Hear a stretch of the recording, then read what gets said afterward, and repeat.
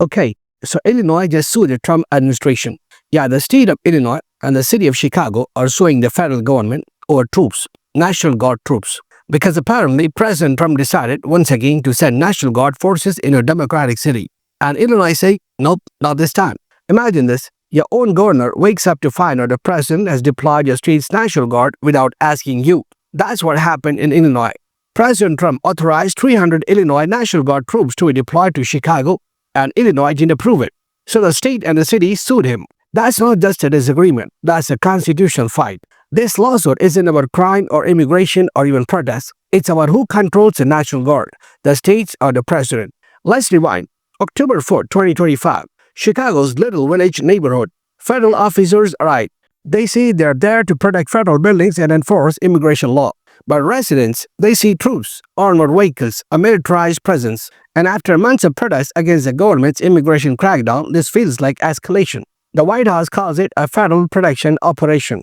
Illinois Governor J.B. Pritzker calls it something else, an invasion. And the next morning, he takes Trump to court. The lawsuit basically says, you can't just federalize our National Guard whenever you feel like it. That's illegal, dangerous, and unconstitutional. It was filed by both the state of Illinois and the city of Chicago. And they're asking a federal court to do three things. 1. Stop the Trump administration from sending any National Guard troops to Illinois. 2. Declare the federalization of the Guard illegal. 3. And this one is bold. Argue that what Trump's doing is politically motivated. Because Illinois points to a pattern. Trump's long history of, let's say, not being a fan of Democrat-led cities like Chicago. Yeah, subtlety has never really been his strong suit. Now let's unpack why this actually matters. The National Guard is unique. It's the one military force that belongs to both the state and the federal government. Usually, the governor controls the guard, but under federal law, the president can federalize it, meaning take command for national emergencies or military needs. But that power is supposed to be limited and coordinated. Historically, presidents used it for national disasters or war mobilization, not for sending troops into U.S. cities during political protests. That's why Illinois says this isn't national security, it's politics. This lawsuit didn't just come out of nowhere. It follows what's basically become a pattern of deployments. Earlier this month, the White House sent National Guard troops from Texas and other states to Portland and Los Angeles again to protect federal property during immigration protests. Oregon and California objected. And last week, a federal judge, appointed by Trump, by the way, temporarily blocked those deployments. Let me repeat that. A Trump-appointed judge said, no, you can't just send the National Guard wherever you want. That's huge because it's setting a legal precedent, one that could decide how far presidential power really goes. Now, Trump supporters argue the opposite. They say the president has full authority to use the Guard to protect federal officers and assets, especially when local governments fail to maintain order. And to be fair, Chicago has faced rising tensions during immigration waves and protests. The federal government says it's acting out of necessity, not politics. So you've got two narratives here. One says this is an abuse of power. The other says it's an exercise of federal responsibility.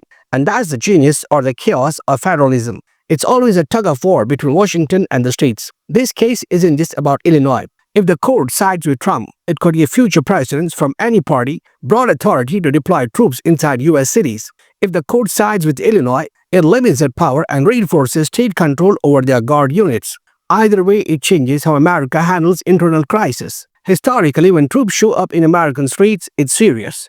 It means the system is straining, and the balance between local and federal power is being tested.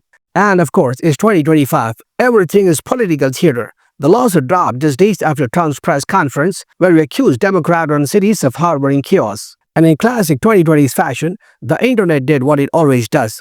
Picked a side, started yelling, and made memes. The case is now in a U.S. District Court in Illinois. Among the defendants, President Trump, DHS Secretary Kristi Noem, and Defense Secretary Pete Hegseth. Is expected to move fast because the Guard is already deployed in parts of Chicago. Illinois wants an immediate injunction, a legal order stopping federalized troops from operating inside the state. This could end up at the Supreme Court, and depending on how it's decided, it might redefine what states' rights really means in the 21st century. So what's the lesson here? When politics, security, and state power collide, even allies become adversaries. Illinois isn't fighting Trump or ideology, it's fighting for control. Because once you lose control of your own Guard, what else can the federal government take over? And in the end, whether you're red, blue, or somewhere in between, that's a question every governor and every citizen should probably care about. And remember, democracy doesn't always break overnight. Sometimes it sues first.